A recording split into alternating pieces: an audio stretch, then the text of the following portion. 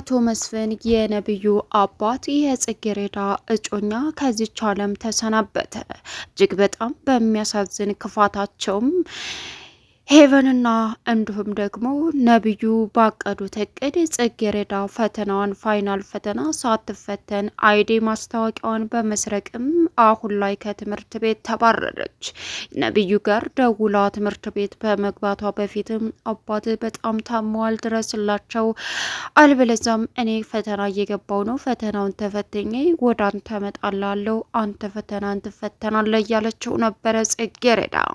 ትምህርት ቤት ስትደርስ ግን እንግዲህ ዘበኛው አትገቢም አይዲ ማታወቂያሽን ካላመጣሽ በማለትም ጽጌረዳ አይዲ መታወቂያዋን ስትፈልግ ተየትም ልታገኘው አልቻለችም። እየየ ብላ እያለቀሰች ይሄ እኮ ተስፋዬና የመጨረሻ እድሌ ነው፣ እንዴት ይሄ ይሆናል በማለትም የጥለሽው ነው ሲላትም እንግዲህ ጓደኛ ያሬድ እንዲሁም የነብዩ ጓደኛ አላውቅም የት እንደጣልኩት ከፖርሳዬ ነበረ እያለች ብትፈልገውና መንገድ ለመንገድ ስትፈልግ ብትሞክርም ይሄ እኮ መንገድ ለመንገድ አይደለም የሚፈለገው በማለትም እመኝኝ እንደምንም ብለን እንገባለን ብሎ ደጋሜ ወደ ዘበኛው ይዟ ሲሄድም ዘበኛው ያለ አይድ መታወቂያ በፍጹም አትገቢም በማለትም አባረራት። ከትምህርት ቤት እስከ ወዳኛው ተባረረች። አሁን ላይ ጽጌረዳ ከመውጣቷ በፊት እማዬ ይህ ፈተና በጣም ከባድና አስቸጋሪ ስለሆነ ጠልይሌ ብላት ነበር።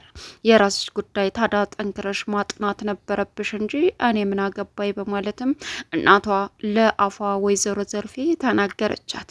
እሷም እያለቀሰች ወደ ስራዋ ወደ ትምህርቷ ልትደር ስትል እንግዲህ ከዚህ ቀደም ያገኛት ሊገጫት ያለው ልጅ አገኛት። በዚህን ሰዓት ምን ሆነሽ ነው ሲላትም ሁላችሁም ራስ ወዳድና አረመኔ ናችሁ ተውኝ እያለች ነበረ።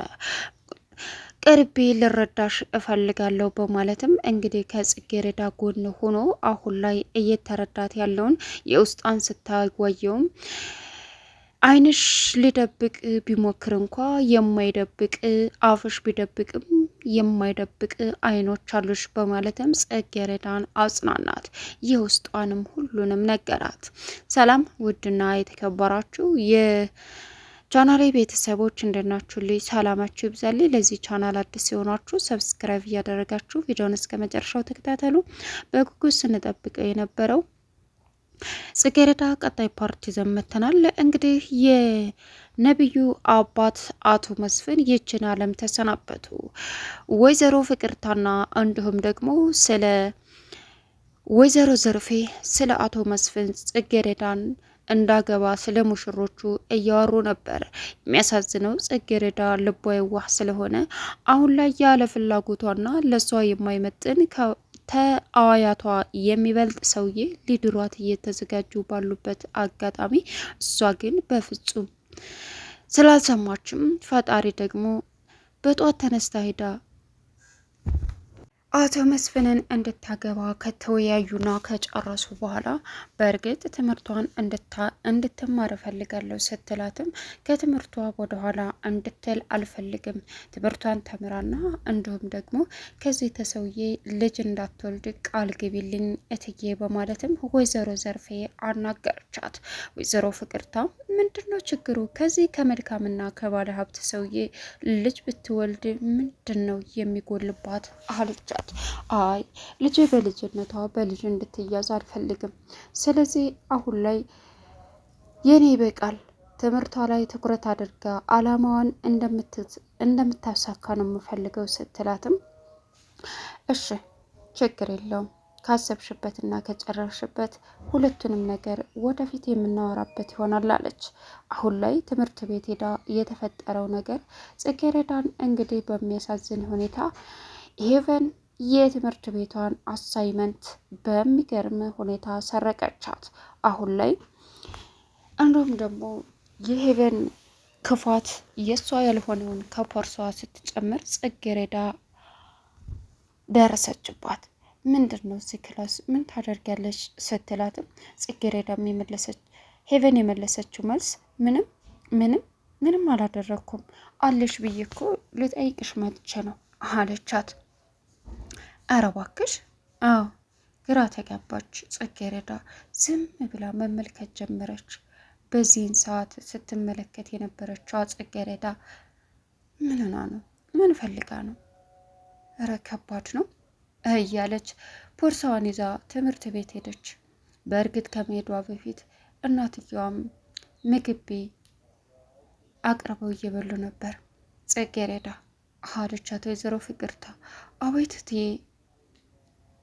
የምታደርጊውን ነገር በሙሉ እናትሽን የምታሰቃያትን ሰምቻለሁ። በአንቺ ምክንያት አንድ ነገር ከሆነና ውርድ ከራሴ አለቻት። ምን አደረግኩትዬ ስትልም በስርዓት መልሻ እንጂ አለቻት እናትየዋ። ከዛም ቀጠለችና ወይዘሮ ፍቅርታ አው ስርዓት ቢኖርሽ ነው የሚሻለው፣ አልበለዚያ ግን እኔን አያድርገኝ ምን እንደሚከተልሽ አለቻት። ኧረ እትዬ ስትልም ምንድን ነው ረመራ የምትይው? አርፈሽ ተቀመጪ አለች እናትየዋ። ጽጌረዳ እንግዲህ ሁላቸውም ጫና ስለሚያደርሱባትና ስለሚናገሯት ምንም አማራጭ የላትም። በዚህን ሰዓት እየየ እያለች ብታለቅስም እናቷ ውስጧ እያዘነ አፏ ግን ከምትሰማው አንጻር በሙሉ እየየ እያለች ታለቅሳለች። የመጨረሻ ልቧ አዘነ። የሚረዳት አጣች። ወይዘሮ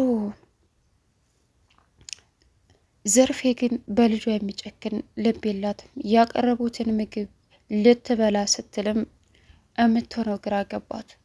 ልቆርሰው ስትል ትተዋለች ጽጌረዳ። አይገርምም? መጨረሻ ላይ ምግቡን ጥላ ተነሳች። እማዬ እባክሽ እንደው አድርጊልኝ፣ ጸልይልኝ እማዬ እባክሽን። ለምን? ምን ተፈጠረ ደግሞ? ምንሽ? ዛሬ እኮ ከባዱና የዚህን ትምህርት ቤት ዋንጫ የምናስመዘግብበት ከባድ ፈተና ነው እባክሽን አለቻት። እናትየዋም እና ታዲያ ይህን ለማግኘት ጠንክረሽ አታጠኒም ነበር? የራስሽ ጉዳይ፣ ሂጂልኝ ስራ ነኝ አለቻት። እማዬ እባክሽ ምን ሆነሽ ነው እንዴ?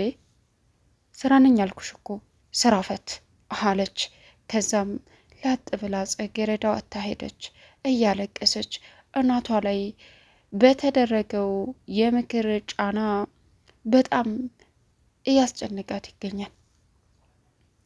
ፍቅረኛ ነው እያለ ስልክ እያነሳ በምን ፍቅረኛ ናት እያለ ስልክ እያነሳ በምን እንትን ትይዋለሽ? መቼ ያጠናሽውን ትፈተኛዋለሽ? እያለቻት ነበር። በዚህ ሰዓት በሚገርም ሁኔታ አሁን ላይ እንግዲህ አሳይመንቱም የተሰጠው የእሱ አይደለም። እሷም ታናዳለች። ታስተካከዋለሽ ታዲያ ምን ችግር አለው አላት ያሬድ። ቀጠለች አላውቅም፣ እኔ የሰራሁት የራሴ ነው። እዛ ደግሞ መምህሩ ሲያሳየኝ ይህን አይደለም ምን እንደሆነ አላውቅም፣ ምን እየተቀይሯል አለችው። በቃ ተይው አንቺ ጎበዝና ጠንካራ ነሽ አላት። በዚህን ሰዓት ሄቨን ለነብዩ ወስዳ እንካ ምንድን ነው አላት። የምትፈልገው ምን? የጽጌረዳ አሳይመንት። ይህ አሳይመንት ደግሞ አንደኛና ትልቅ ውጤት የምታስመዘግብበት ነው። ገባህ አለችው። ምን? አዎ አንደኛና ትልቅ ውጤት የምታስመዘግብለት ነው። አመሰግናለሁ። ነገስ ከትምህርት ቤት ለማስቀረት ምንድን ነው? ነገ ደግሞ አድዋን እንሰርቃታለን። ምን? አዎ ከዛ ትምህርት ቤት መግባት አትችልም። በቃ ይሄ ከሆነ እሱን እኔ ያደርገዋለሁ አለ ነብዩ። አቶ መስፍንም ይኸውልሽ ልጄ ምን ሆነዋል? ደህና አይደሉም እንዴ? ደህና ነኝ፣ አሞኛል ትንሽ ወገቤን። እኔ ልተኛ፣ አንቺ ደግሞ ወደ ትምህርት ቤትሽ መሄድ ትችያለሽ አላት። እሺ በቃ ካመመው ትደውሉልኝ እሺ አለች። እሺ ብሎ አቶ መስፍን ወደ ክላሱ ገባ። በዚህን ሰዓት ነብዩ በሚያሳዝን ሁኔታ የጽጌረዳን ፖርሳ በመፈተሽም አድዋን አገኘው። እሷም ላጥ ብላ ወደ ትምህርት ቤቷ ለመሄድ ጉድ አለች። አቶ መስፍን አሁን ላይ ብቻቸውን ሰከረር ሞት ይዟቸዋል። ጽጌረዳ ቤት ትምህርት ቤት ስትደርስ ይኸውልህ ነብዩ ማን ልበል? እኔ ነኝ። አንቺ ማነሽ? ጽጌረዳ። ምን አባሽ ልትሰሪ ደግሞ ስልኬ ላይ ደውልሽ? አንቺ ማትረቢ አላት። እሺ ምንም በል እና ምን አባሽ ነው የምነግርህ? በጣም አስፈላጊ ነገር ነው። እኔ ነግሬያለሁ አለችው። እሱ ምንድን ነው እንዴ? እሱ ምንድን ነው ማለት? እሱ ምንድን ነው ማለትማ አስፈላጊ ነገር ነው። አንተ ነገሬ፣ አፍሽን አትክፈች። አባት በጣም አሟቸዋል። ስለዚህ ሄድላቸው። እኔ ትምህርት ቤት ተፈትኜ እመጣለሁ። ከዛ በኋላ የምትሄድበት ቦታ ካለ ትሄዳለህ አለችው። ምን አላት? አዎ ተፈትኜ ስመጣ ታየዋለህ፣ ትሄዳለህ። እርሽ በቃ በማለትም ነብዩ ወደ አባቱ ሄደ። በዚህን ሰዓት ኦኬ እያለ አባቱ ጋር ሲሄድ አቶ መስፍን እንግዲህ በጣም ታመውና መከራውን እያየ ወድቆ አገኛቸው። ወድቀው አባዬ አባዬ እያለ አቶ መስፍንን ለማንሳት ተወደቁበት። ትግያውን ቀጠለ። ነገር ግን አቶ መስፍን ላይመለሱ እስከ ወዳኛው ተሰናበቱ። አሁን ላይ ነቢዩም ወዳኛው አባቱንም ሸኝቶ የእሱ ክፋት ብቻውን አስቀረው። ሲቀጥል ደግሞ ሌላውና ከባዱ ጽጌረዳ ላይ ያደረገው ግፍ እሱም ላይ ደረሰ። እሱም ፋይናል ፈተናውን አልተፈተነም። ጽጌረዳም እንደዛው። ሁለታቸውም ከትምህርት ቤት ተባረሩ። አቶ መስፍን ደግሞ ይህንን ቀበጥ ልጃቸውን ጥለው ሄዱ። ጽጌረዳ ልታገባቸው ያለችው ከእናቷ ጋር በመመካከር ያሳመነችው ወይዘሮ ፍቅርታ አቶ መስፍን መሞታቸውን ስትሰማ አሁን ላይ ጽጌረዳ ነጻ ትወጣለች ወይ እሷ የሆነ ነገር አድርገው ነው መባሉ ስለማይቀርም ቻናሉን ሰብስክራይብ ያደረጋል።